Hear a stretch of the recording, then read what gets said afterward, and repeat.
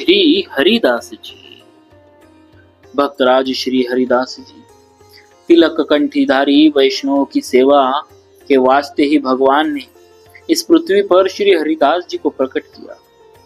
शरणागत की रक्षा करने में आप राजा शिवी के समान थे, दान देने में श्री दधीची ऋषि के समान थे, प्रतिज्ञा को निभाने में राजा बलि के समान, वैष्णव धर्म का पालन करने में श्री प्रहलाद जी के समान और रीझ कर सिर देने में श्री जगदेव जी के समान थे।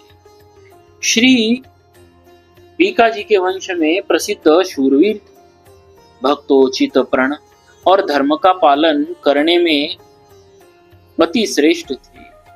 तुवर क्षत्रिय कुल के दीपक और नित्य संत सेवा में तत्पर रहने वाले थे। अर्जुन और परीक्षित के वंश में उत्पन्न श्री हरिदास जी में ऐसे गुणों का होना कोई आश्चर्य की बात नहीं। अपनी दृढ़ भक्ति के कारण अपने सारे संसार में सुयश प्राप्त किया।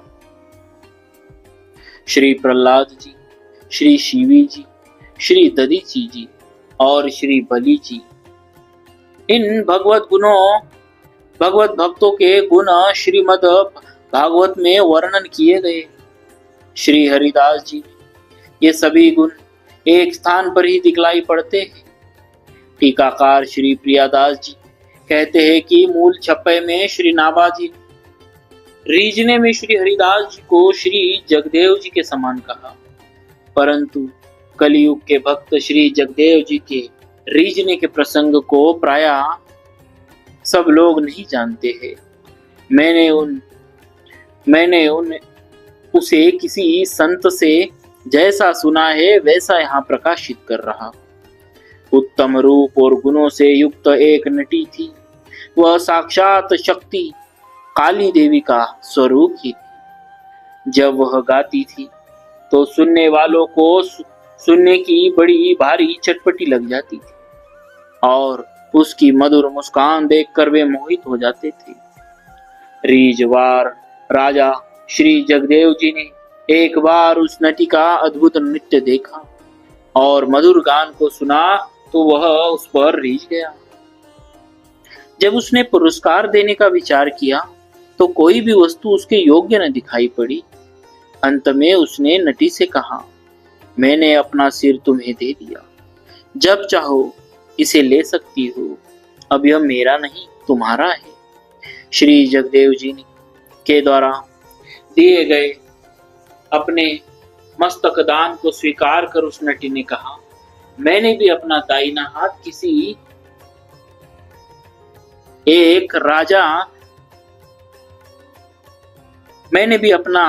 हाथ आपको दिया। अब इस हाथ को फैलाकर न तो किसी से कुछ मांगूंगी और न लूंगी।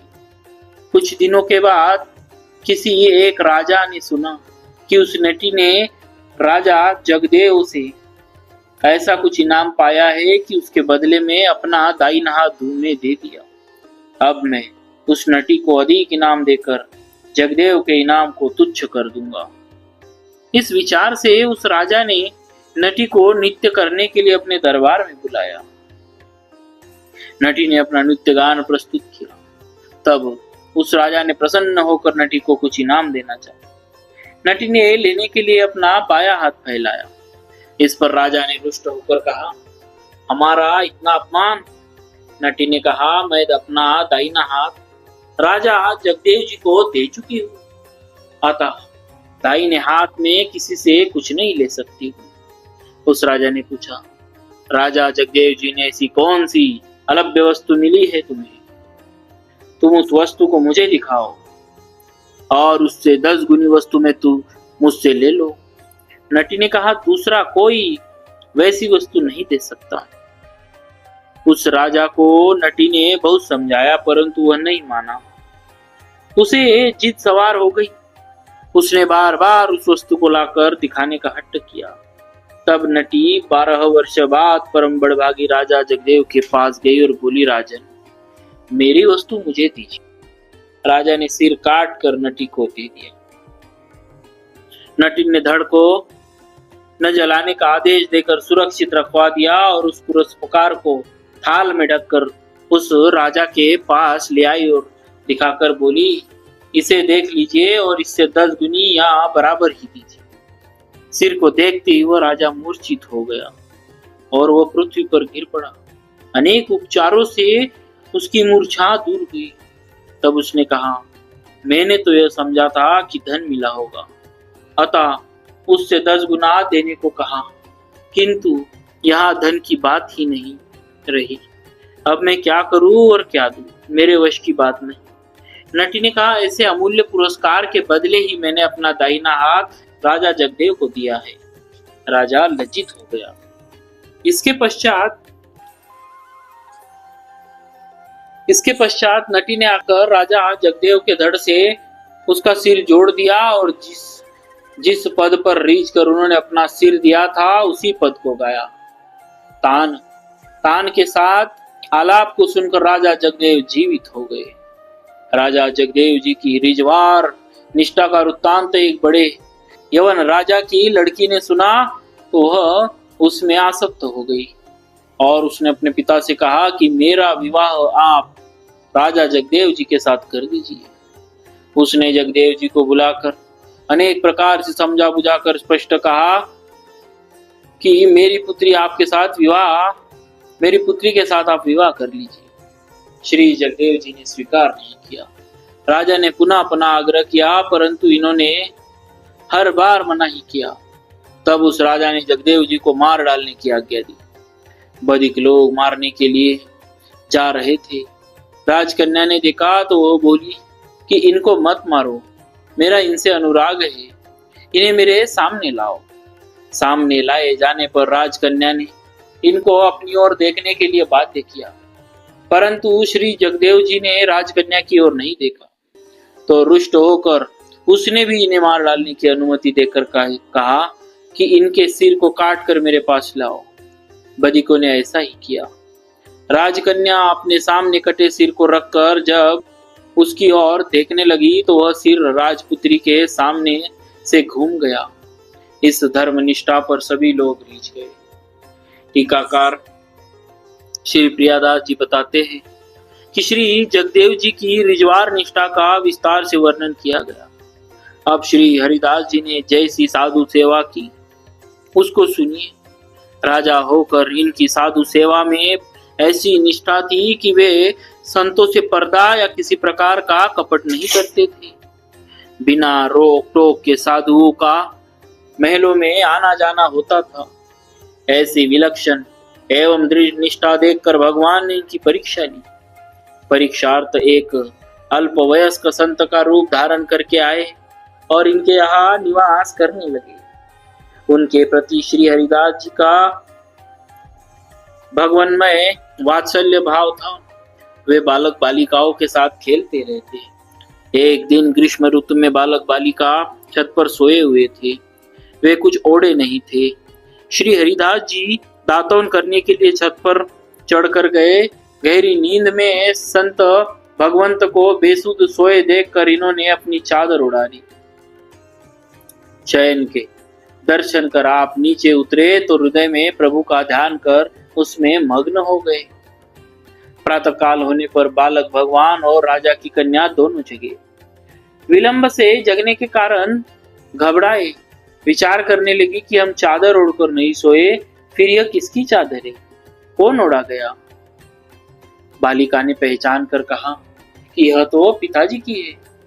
भगवान हरिदास जी की परीक्षा ले रहे थे, अतः जैसे कुछ भूल हो गई हो ऐसी मुख मुद्रा बनाए दृष्टि को नीचे किए हुए छत से उतरकर स्नानार्थ चले। प्रभु की ऐसी चेष्टा देखकर रास्ते में मिलकर श्री हरिदास जी ने चरण पकड़ लिए और एकांत में विनती करते हुए कहा कि प्रभु, आप जो भी लीला करे सो उचित है। परीक्षार्थ ऐसी लीला न करे जिससे नास्तिक दुष्ट जन संतों की निंदा करे। मुझे अपनी निंदा से भय नहीं है, वह तो मुझे सुख देने वाली है, परंतु संत निंदा से हमें भय है। श्री हरिदास जी ने संत भगवान से पुनः कहा कि महाराज, इस प्रकार आपको चेतावनी देने से मेरी भक्ति में कलंक लगता है। आप चाहे जैसे अपनी भक्त की परीक्षा ले। मुझे कुछ भी न कहना चाहिए, मुझे कुछ भी नहीं कहना चाहिए, परंतु मैंने इस शंका के कारण आपसे कुछ कहा कि कहीं कोई साधु संत का अपमान न करे। किसी साधु में किसी प्रकार की कमी है, यह सुनना मुझे अच्छा नहीं लगता। संत भगवान ने फिर परीक्षार्थ ऐसा भाव दिखाया कि जैसे लज्जित हो रहे हो।